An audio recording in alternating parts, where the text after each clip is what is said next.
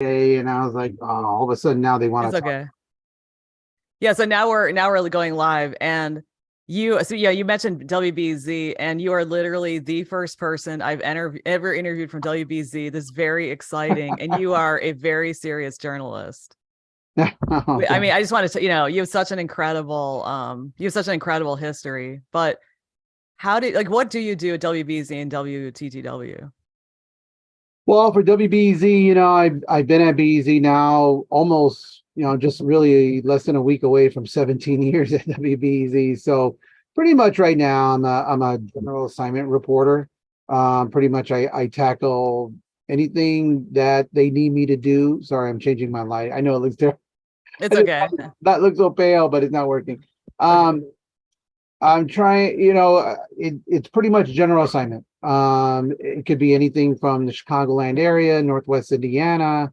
I do fill in as a fill-in host for our show Reset, which is a 2-hour program, weekly program, daily program. And so I'm pretty much a catch-all. I've done stories on transportation, environment, politics, and just, human interest. Okay. Well, I And mean, yeah. what is Reset? Can you explain what that is? You said Reset is just our daily talk show. It's a 2-hour talk show from 11 to 1 p.m. and they talk about a variety of topics. Yeah. And what kind of topics do they cover? Is it just within the city? It runs the gamut. It's hosted regularly by Sasha Ann Simons, and she talks everything. I mean, pretty much anything politics, anything that's in the news internationally, also locally.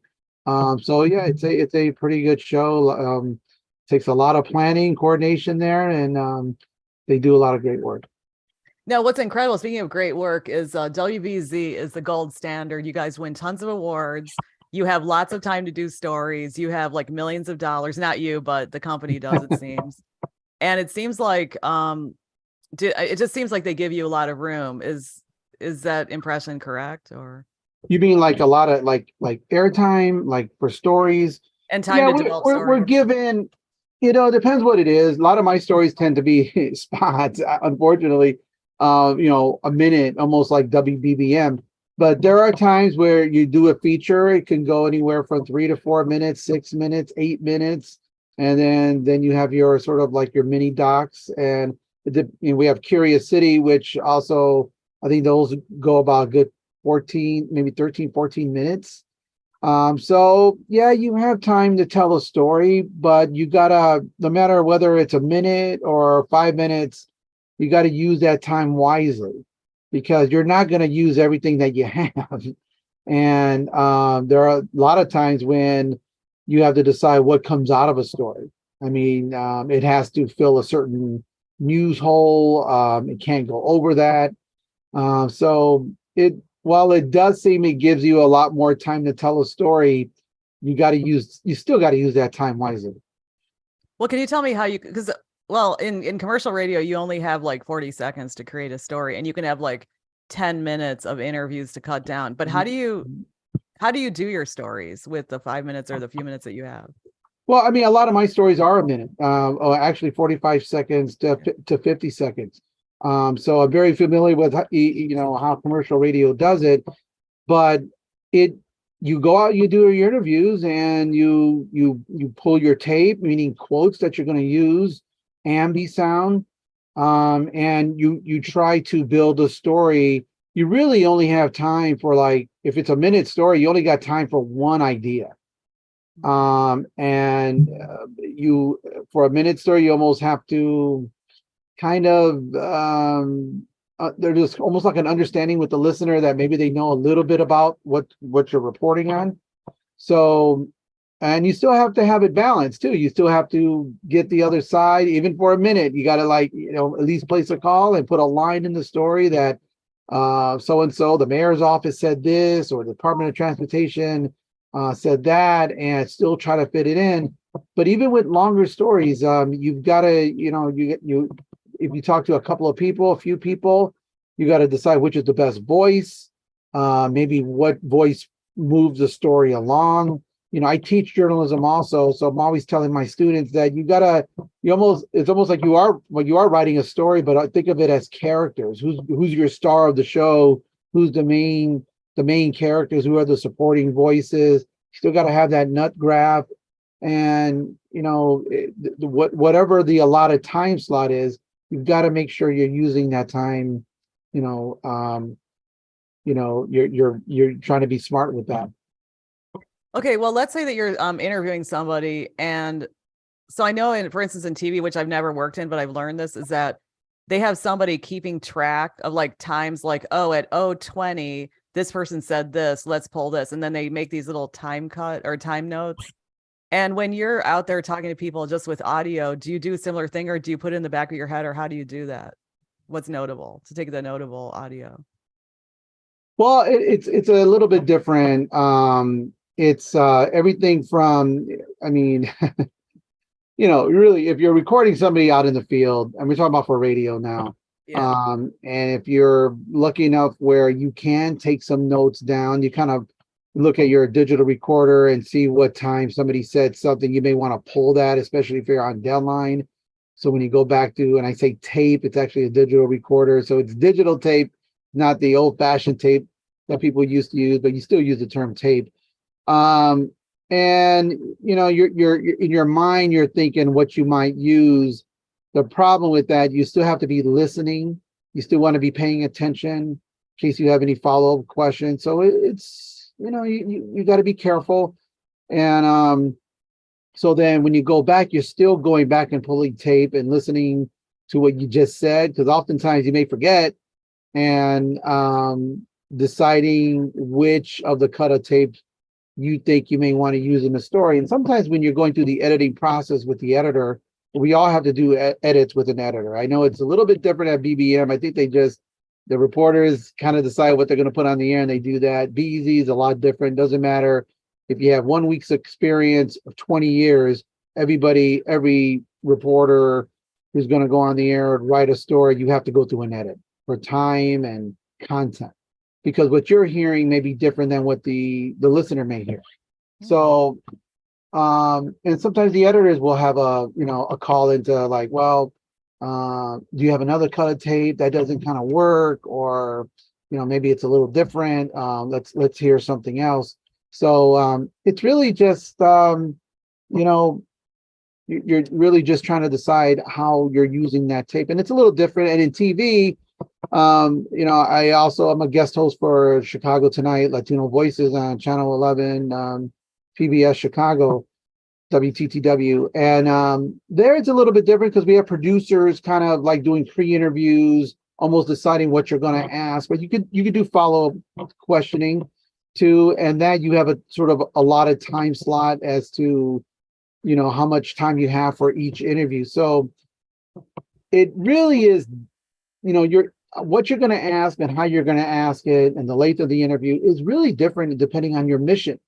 If I'm doing a live interview, that's going to be different too than, say, a sit down tape recorded interview for radio that you're going to pull a couple of tapes from later on. So it really depends on the medium and how you're going to use that information. Okay, let's step back for a second, because I was saying, BZ has these millions of dollars, or public radio does, and you just told me there's an editor. Okay, so let's step back for a second. So you go out in the field, and so are you deciding your own assignments, or somebody else telling you to go out?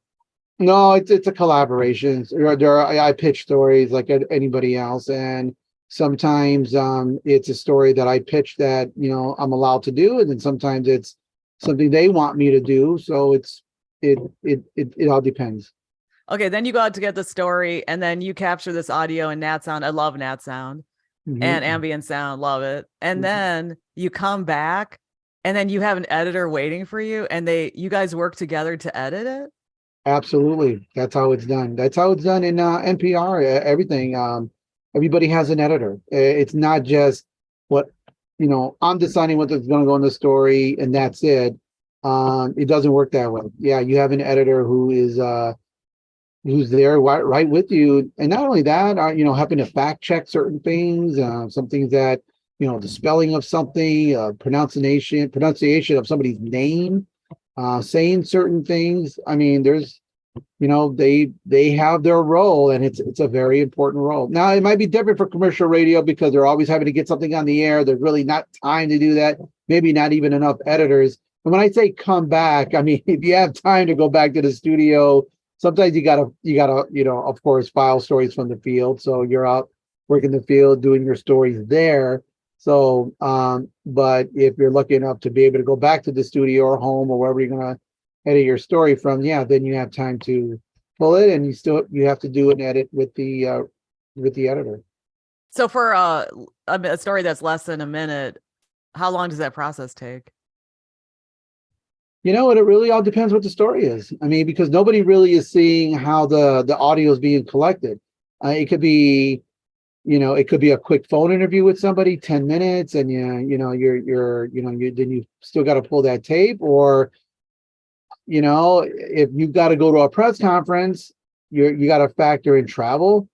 You got to factor in waiting for the press conference, going through the press conference. It could be 20 minutes, 30 minutes, an hour. And then again, pulling the tape, writing your script. So nobody really knows how much time goes into doing just a 1 minute story. It doesn't take 1 minute. Right. But from time, if you have the audio in hand, already recorded, and you're pulling it, I mean, it just all depends on how familiar you are with the story, writing the story, you're doing the host intro, you're doing everything, you're pulling the tape, you're doing your sock out. It really just all depends what the story is. Well, have there been times when you had an idea for a story, you went out, the story became something different, and then you went back to the editor, and then it became something else, and you're like, "Whoa, I didn't see that." Oh That yeah, that angle. happens where you're thinking, this interview or this press conference or what I thought was going to happen isn't really that. So it just takes a little bit of communication back and forth with the editors. My light sucks. It's okay. With the editors on just communicating with them. Maybe it's a story that you don't do it eventually. Maybe it's not something that you thought it was going to be, and it changes the dynamic of the story so much that maybe you don't want to report on it, or it could still be salvaged in some way. Yeah, so when you go through all that work and then it ends up not being a story, because I know this happens in newspapers too, where they'll do this research, or even in TV, they'll do this research and then they'll realize, oh wait, this is not really a story. What do you think about that, or how do you feel about that? Well, that's the risk of journalism. That's and it could be frustrating depending if you put a lot of time and effort into it, and then somebody tells you, nah, this is something, it's just not what we want or what we need. It could be frustrating, but ultimately the editors have the call and what gets on the air and what doesn't. That's amazing. I had no idea that there were these layers, and that's why it sounds so excellent. I mean, I don't want to sound like a Michelle for that, but the story sounds so solid so often. But you did mention journalism, and I'm wondering, how do you define journalism right now in the 21st century? Well, journalism is always changing, and some it feels like people are gravitating to outlets that they agree with, that for some reason they have a problem being challenged, or if somebody reports something negatively of somebody they like. And I don't understand that. Why are people so, they can't take bad news about something? That's what journalism is. And if you're only going to go to an outlet where they report positively about somebody or a politician or somebody that you like, how are you ever going to learn anything? You're trying to get information out to people that hopefully they can use and let them decide for themselves. I think the tools of journalism are being, vastly misused. You got people who study journalism, maybe worked at a journalism shop somewhere, TV, radio, whatever, and now then turning it around to produce something that looks like journalism, but is skewed or is biased or is just You're using it for reasons you got an agenda, and you're using the tools of that to promote your own agenda when it should be used to convey information, try to be fair and balanced, and let people decide. Because short of that, then you're just lying, and people are making decisions based on faulty information. What's the point of that? But a lot of people are taking advantage of our free press, and having agendas out there. And I just try to do my journalism the best way I know how, and I try to present both sides, both arguments, because ultimately it isn't what it isn't really on me. It's not really what Michael Puente thinks. It's where the information takes us. Well, somebody else was saying that the idea of both sides can be a commercial decision because they want to make sure they attract, or maybe the outlet attracts both sides to, because if they offend somebody, then they could lose part of that audience. I'm not saying all media outlets do this. I'm not saying they always did this, but there is that thinking that maybe that's one kind of journalism that has existed, or philosophy. But do you think that's like an absolute concept, or do you think that that was a trend, or what do you think about that? I think you always want to get both sides. I mean, I don't see how that would be controversial. You just can't let somebody just spew whatever they want to say without being challenged. Then that's not journalism. That's public relations. And I've heard some reports. I've seen some reports where the cop out is, oftentimes you see a really glowing story that's making somebody look bad or something, and then all of a sudden, if you put that much time into it, and all of a sudden, well, so and so couldn't be reached for comment, and then it's like maybe the reporter didn't want the person to be reached for comment because they could just screw up everything. I mean, if you got to have more than that, you got to give somebody their fair shake. We're often asked too, like, well, how many times did you email them? Did you text them? Did you call them? This couldn't be reached for comment, or did not respond to several emails looking for comment. That's telling the audience that you tried to get a comment on this, and no commenting isn't going to kill the story. Now, I'm not trying to say that. And there are sometimes people just avoid it. They don't want to talk for whatever reason. Maybe they feel that it's going to hurt them in some way, but you got to give people a fair shake. I mean, I think news outlets that do that, are more credible. They're just more credible in my eyes. If you're always going to be one-sided about things, then again, what real information are you giving the audience there? And I know in our media landscape, there's news outlets that do that all the time, and that's the society we live in. But I often personally, I don't go to those news outlets that can't present the other side because of whatever reason. Yeah, I have noticed, especially in if I look at, I read a lot of news on the web, and I do notice they'll say, we tried repeatedly trying to contact so and so, who, and by the time of this story, they were not able to be reached, or they were not giving a comment. And to me, that sounds credible because it does show that they tried. Right. Yeah. Again, maybe it's even if it's from a news outlet that is one-sided, what's it going to take to is it just going to destroy everything that you're reporting if the other side comments on it? Maybe it will. I don't know. But you got to give the other side chance. And for me, though, if I do look, I'm like everybody else too. If I do look at a station or hear a radio station or TV station that going in is one-sided, I'll take it with a grain of salt, and then I'll go to the other side and try to balance it out somewhat. That's just that, but that's just me. But I have to bring up the point that certain people think that they'll say, well, public radio gets government money, and it's very obvious what their position is. Well, what's the position? What would be the position? Well, it'd just be like name a topic. I mean, I've heard this before where, some issue, and then they'll say, well, of course, they're taking that issue, that side because they're public radio and they're left wing or whatever. I'm just talking about how Yeah. some people are skeptical. So, Well, you could say the same thing about commercial radio. They're just taking advertisements, so they're going to take a certain position to not offend their advertisers. I mean, anything you want to brush aside. Oh, my lighting is really. I mean, well, no, but okay, my lighting is. I look like Twilight. So No, mine is bad because I look like a 17th century painting.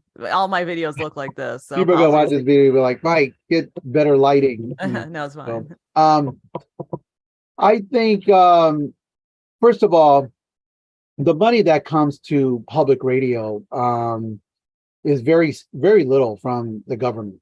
And the stations that need it the most are rural stations. When you drive through rural anywhere in America, they have a public radio station trying to provide news and information for that area that needs it in rural areas, or that's predominantly the stations that get the bulk of federal money. WBEZ doesn't get that much. We really rely on members, grants, and so we feel like we have an even stronger mission to tell both sides of the story. And if we're in my point of view, the way I hear it is that if we do skew a little bit to the left, it isn't all the way to the left. You're still going to hear an opposing view, an opposing side, if it's a lengthier story.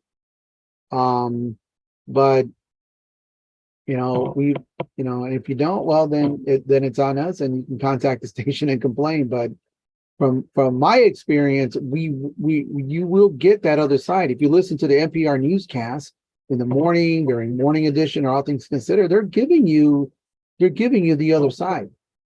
Where some other outlets, they're not even trying. They're not even trying. So public radio isn't for everybody. But I think we try, and I think we ultimately do a good job at it. Well, yeah, but public radio generally is considered the gold standard, seriously, because a lot of, I live in the city, and a lot of people listen to it. They respect it. The sound is incredible. Now that you told me there are all these layers of accountability, that is very impressive. And that's something that people should think about. But what's really impressive about you is you have this very long journalist history that started out with newspapers. Yep. Yeah. So can you tell me about your history?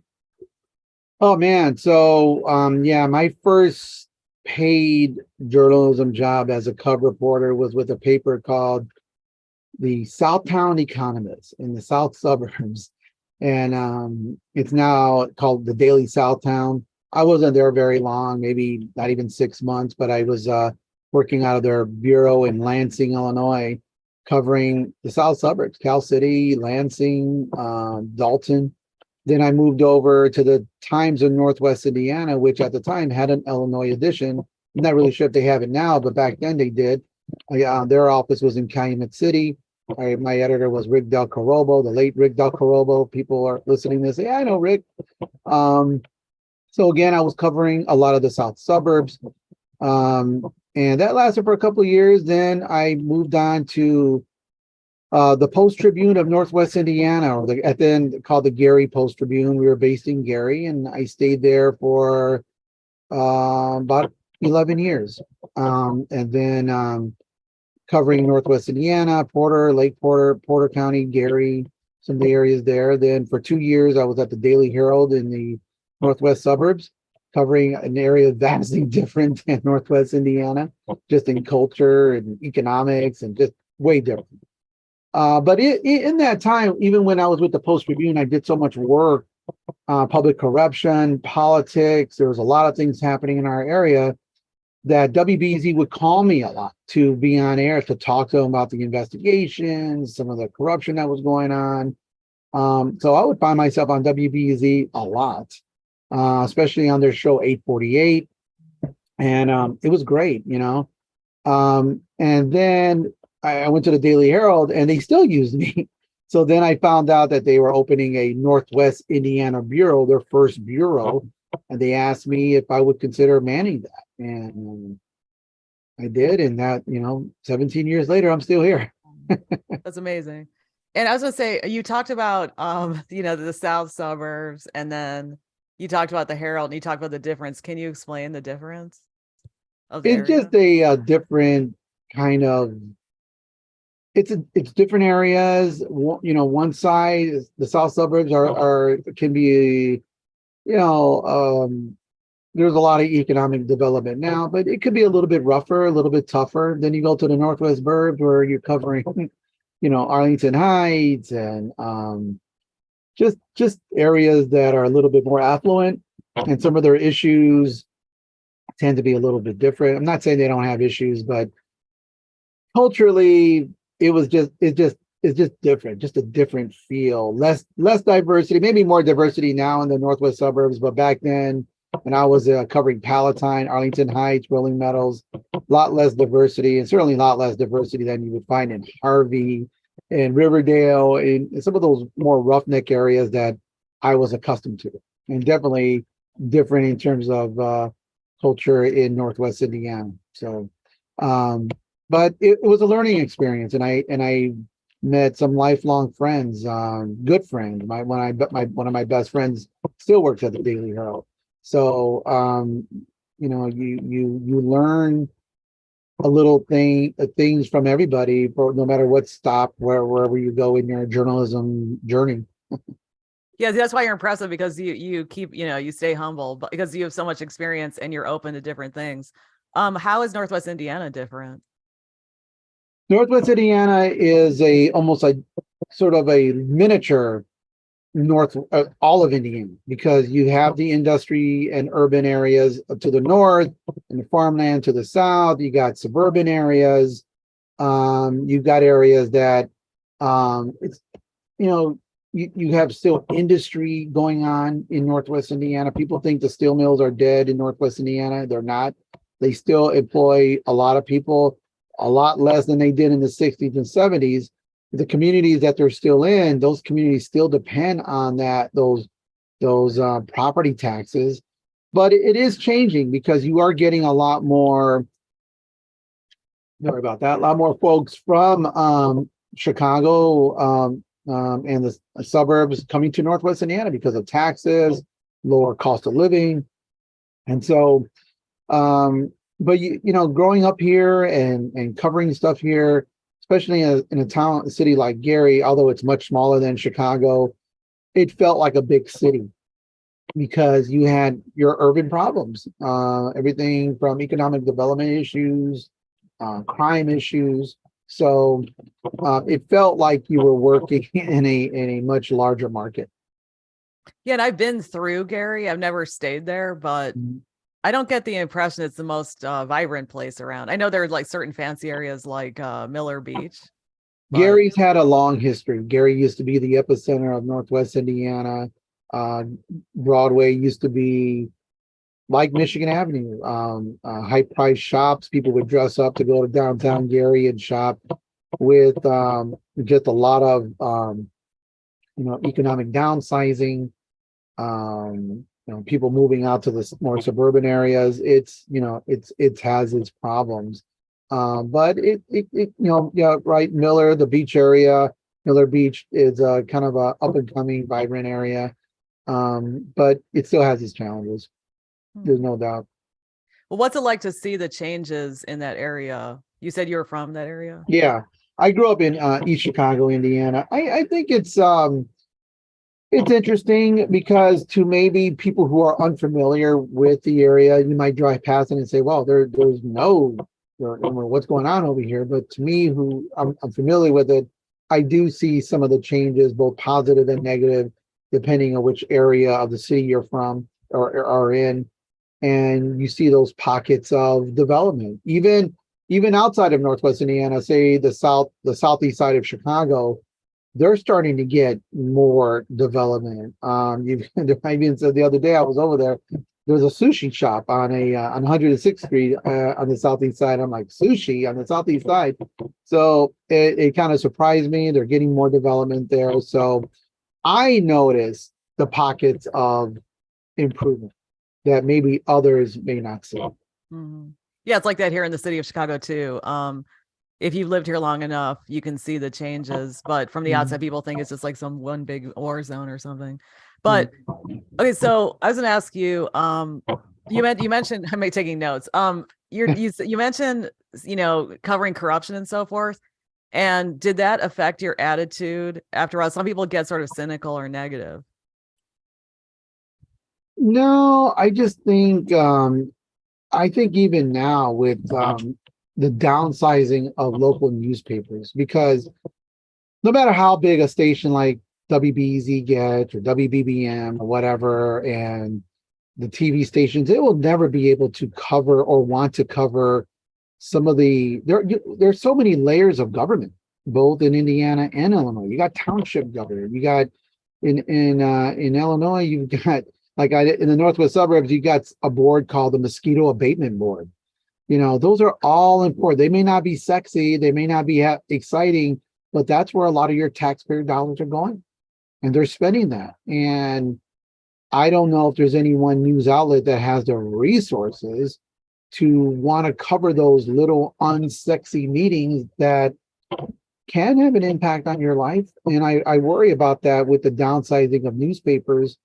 That how are we going to get to everything? And that's when public corruption happens. That's when maybe there's more nepotism, maybe more just under the table kind of deals.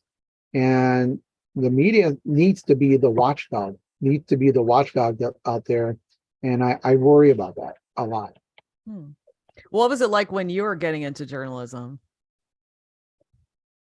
Well, I want to say journalism was still strong. Newspapers were still strong. This is back in early 90s.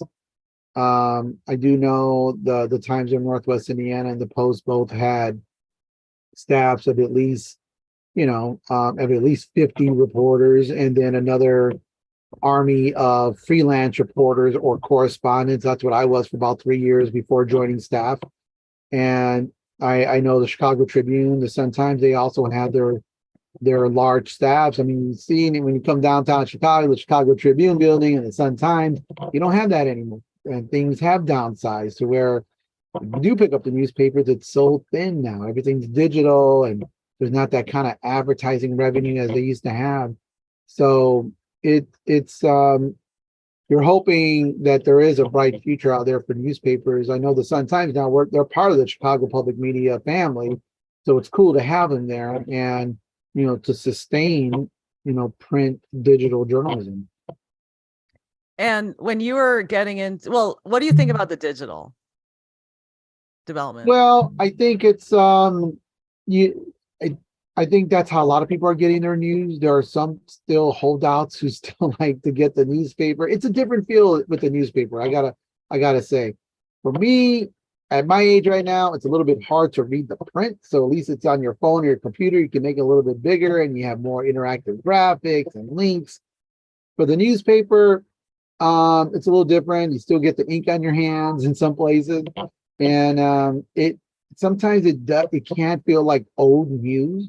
I'm always wondering if newspapers shouldn't just go to be a PM newspaper, because back in the day when there were afternoon newspapers, you would almost get that day's news that day, where newspaper in the morning, it's yesterday's news, and it may already seem old. But yeah, I think digital news is here to stay, except how do you finance it? That's going to be the challenge. If that's why you're seeing newer, more digital only news outlets out there who don't have those legacy costs of print and brick and mortar and all those things that the traditional legacy newspapers still have and have to deal with. And how do you like being on the air, on radio? And we'll get to your TV part in a second, but how do you feel like being on the air as opposed to just doing print before? I like being on the air. I know people at BZ I like being on the air, and they say, I know Michael Puente, you give me the radio to be on the air. I'm like, why would you go on the radio and not want to hear yourself? But there are some people who do still like sort of that background involvement. They don't have to be on the air as much. Some are very specialized reporters who do half year, 6 months, or year-long investigations. They're on the air one time a year, and I mean, they may hit a home run, with that investigation, and they're great stories. I don't know if I'm set up to be that way. I like coming on a lot, and when I'm not on enough, they get calls. People start to say, "Where's Michael Puente? We haven't heard him." It makes me feel good. But I've done my investigations. I've done my, taking a year, a month, or 2 months off to work on one specific project. But it doesn't happen often. But those could be enjoyable too. You know, if there's something you're really passionate about and want to tell that story. Being at the station now for 17 years, I've pretty much done a lot. What do you like about being on the air? Just telling the story. I like putting together a feature when we're talking about a 3 or 4 or 5 minute feature. I actually, after the reporting's done, after the writing is done, after all that, and you just have to mix the story. It's very relaxing and enjoyable. Just putting this puzzle together of audio and just, making it come to life. And what's a good way to, you did speak about story before, but what's a good way to put a story together using nav sound, etc.? Well, when you're talking about radio, you're always thinking about, how to tell this story. The audio, I'm always thinking about audio. And that's also a challenge because our station is changing a little bit where it's digital first. Sometimes they want just a sort of printy type story, a newspaper type story for the web first than the radio. And that can be a little jarring for me. Yes, I have a print background, but being in radio for so long, your brain changes, of how it wants to operate. Yeah. So there could be at odds sometimes, but if it's strictly radio, anywhere you're going, you're thinking, how can I tell this, in an audio way? You are hearing when you go into a restaurant, you're thinking of the clanking, you're hearing but I'm so drawn to voices too. Certain people they have such beautiful voices that you're drawn to that. And you're like, man, I really like to see this person would be great on the air because they just, especially, okay, like for example, I just did a really quick, what's called a Vox for our station, where it's like 30 to 40 seconds of people talking. I had to do something about the Super Bowl. I was at a Super Bowl party, and I was on the southeast side, and you hear all these great, almost, that sort of stereotypical Chicago accent. Chicago, I'm a Bears fan, and and all that. And to me, it just sounds so great. It's so satisfying. And then, something else can come up, and I'm drawn to voices. But when you were in newspapers, did you ever think about audio, or did you just you said your thinking changed, or how did it change? I thought about audio. I actually thought more about TV. I had wanted to go into TV for a long time, but I just didn't do it. I don't know whether I was scared to do it or whatever, but I gravitated toward newspapers, and I never saw myself actually going into radio until WBEZ started coming along. But how did your thinking about doing stories change? Can you repeat that again? Well, I mean, when you were originally writing as a reporter, how did you perceive doing the stories as opposed to transforming your delivery for radio? Because you said your thinking changed when you went to radio. Yeah, it was different. It was often frustrating because in newspapers I thought you had more time to tell the story, and in radio it's not like that at all. You don't, like, again, if you're only doing like a minute story, you only have time to get really one thought in them. And if you have maybe 3 to 4 minutes, maybe 2 or 3 thoughts, but you still don't have a lot of time, even though you perceive to have a lot more time to tell a story. 3 to 4 minutes, not a lot more time to tell a story. If you have a lot of information, and if the story is complex. So there was that, and there was also learning how to speak on the radio, how to be yourself. My first editor in radio was Kay Cahan, the great Kay Cahan in Chicago. She was at BEZ forever, and she just recently retired. But the first thing she told me coming from print was, Mike, it's not enough to report the story. It's not enough to write the story, you have to perform the story. And while we're not trying to act in our stories, you do have to develop a voice to sound more conversational, like you're just talking to somebody. And so it takes a while. It took a while. I think it took a while for me. It isn't just getting in front of a radio and like people who have shows who are constantly on the radio. Um, that's a different talent than having to read off a script and trying to be more conversational. So how do you become more conversational? You make sure your writing is very conversational. Like, just tell me a story. Explain it to me like if we're just talking to a friend.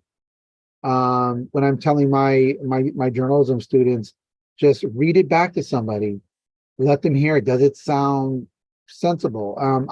I do a little acting on the side too. I've done community theater in my area, and that helps a lot too, to just with your voicing, with your enunciating. So it helps to, I mean, again, you're not acting, but at the same time, well, in some ways you kind of are. You are kind of like just trying to tell that story in a nice, cohesive, pleasant way. And then about TV. Yeah. How did you get into TV? Well, a couple of years ago, TTW contacted BEZ to say, hey, we're developing this show called Latino Voices, and we want to see if Mike Puente is interested in being one of our rotating guest hosts. They had a permanent host who left the station, and now they were kind of like unsure what they were going to do with this show. So they got me, they got a few other people. So we kind of rotate in hosting this show that comes on once a week on TTW.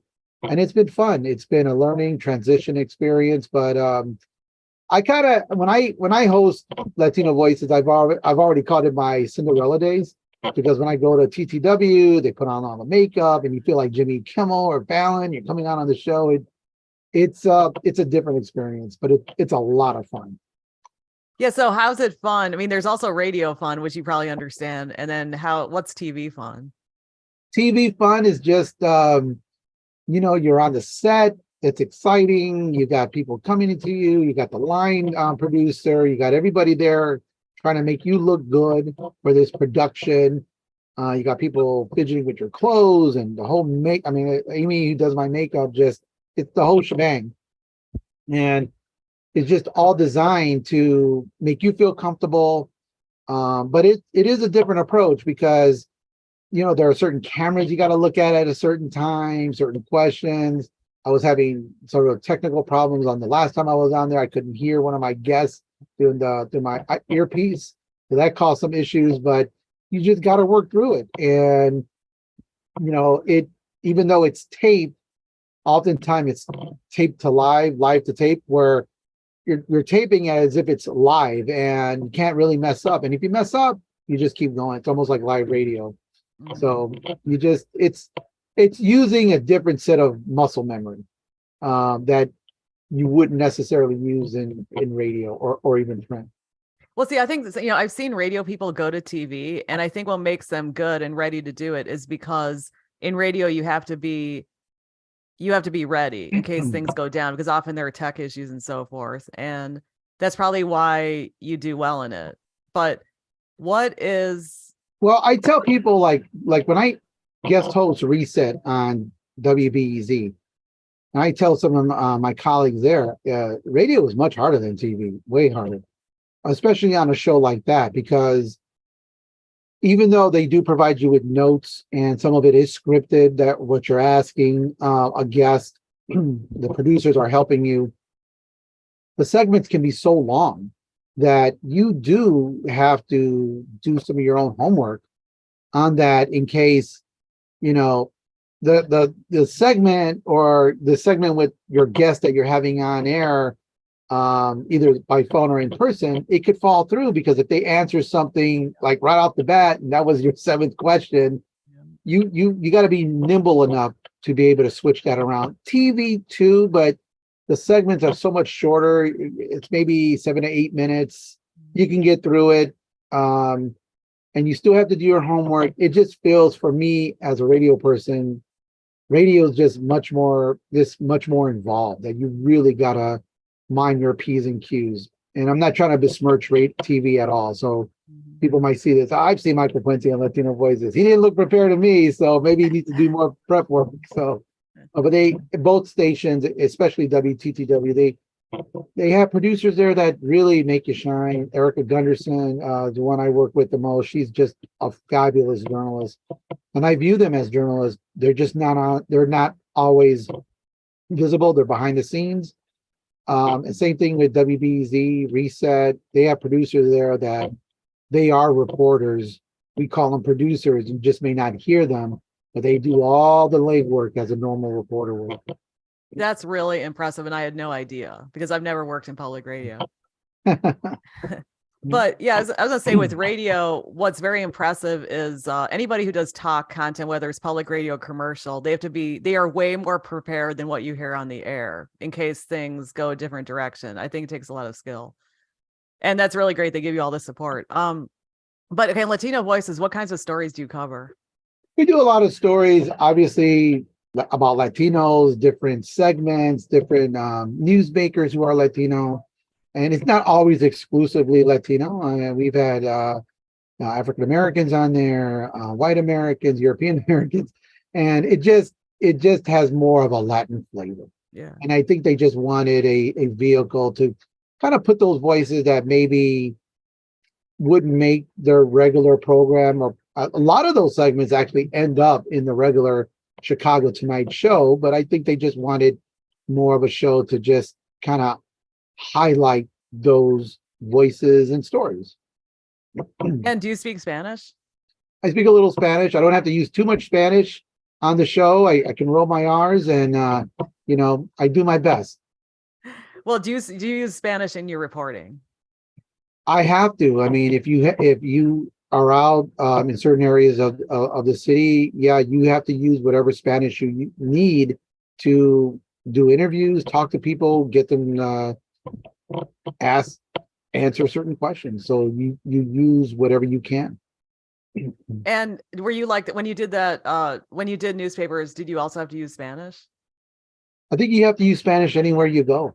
I mean, it's if you don't have a certain rudimentary understanding of it, you're going to be at a disadvantage, and because it can come up at any time, and you got to be at least somewhat knowledgeable in it to try to, talk to people, and at least, be comfortable enough in it to get as much information as you can get.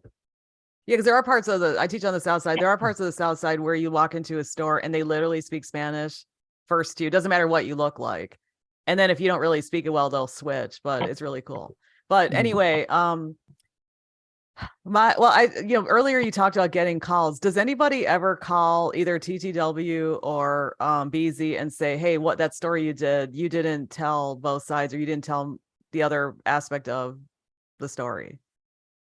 I'm sure we get those calls. You get those emails too. I haven't heard any complaints on TTW, but certainly on WBEZ that could happen. And, we just have to talk to them then. And then how about out on the street? Do people know who you are by now? Sometimes no, sometimes yes. Okay. And then for people who want to work at the Cadillac of Chicago media, like you're working, do you have any advice? Because I know a lot of people want to work in. You mean like working at WBEZ? And WTTW, yeah. Like a lot of people would love to end up there. I think, any advice? Work hard. And just if your path gets to WBEZ or WTTW, great. If it doesn't, then move on to somewhere else. And, I try to tell my students, and I tell my kids this too, don't have a dream job. That term dream job, throw that away, because you'll never attain it, because you're putting this job on a pedestal. And don't do that. Just figure out a way to get there. If that's where you want to do, or the industry you want to be in, go after, make a plan to go after it. People talk about dream vacations or dream this. Dreams are for when you're sleeping. Make it a reality. If you're trying to get to a certain news outlet because you enjoy what they do, you you like the reporting style or whatever, make a plan to figure out a way to get there. And if it's not in the cards, maybe it's not in the cards early on, but maybe you might find yourself there one day, and later in life, you never know. Don't give up. But there are a lot of fabulous public radio stations around the country that if it doesn't work at WBEZ, it might work somewhere else. And just strive and strive and strive to get to your ultimate goal. But what if somebody wants to do reporting, but the fact is there aren't a lot of jobs out there. So what should they do? That's a tough one, because I think if you're just trying to get your name out and you're trying to show your journalism chops in a way, I think you could do that now. You could do interviews, you could do your own podcasting. And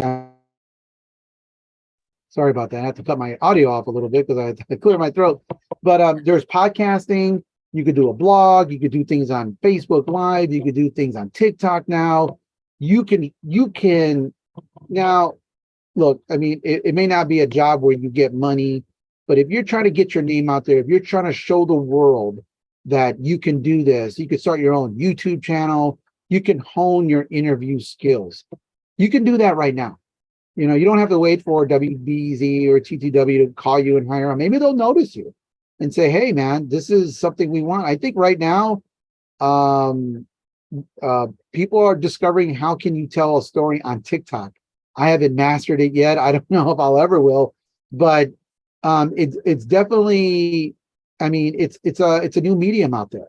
So get out there, do some reporting or interview people, and just get out there and do it. And we've talked for a while, but I'm just wondering, why did you first get into journalism? I know I read about that CTA story. Or why did I get into journalism? It's just something I wanted to do. I was always just a kid that always wanted to be the first one in my family to tell my family something. I would wake up and say, hey, Dad, did you hear this? And they just, I always liked reading the newspapers or looking at the news. One of my early mentors was my cousin. My cousin was Teresa Gutierrez. She was for forever on ABC7 in Chicago. She was one of the first Latinas on a major news station in Chicago back in the 70s. And I just wanted to kind of be like her. She's my cousin, and we talk a lot, and we still talk. And I always kind of gravitated to that kind of profession. And I just always enjoyed it. I just it was either that or I like playing music, so maybe a music teacher, high school music teacher, but journalism won out. So that's what happened.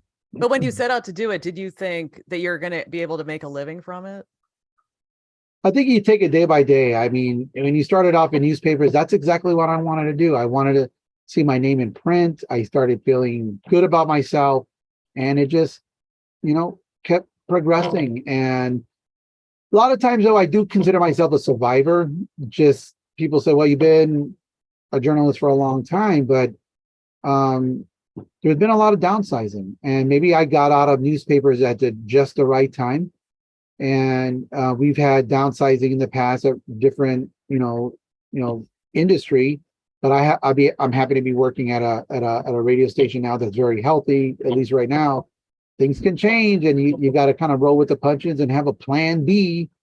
And so you always got to be, sort of minding what's out there. But right now it's been working out so good, and so far so good. But I do still kind of consider myself a survivor, because so many of my friends, very talented journalists, have found themselves laid off at a newspaper or at a radio station or TV station, not because they're not talented.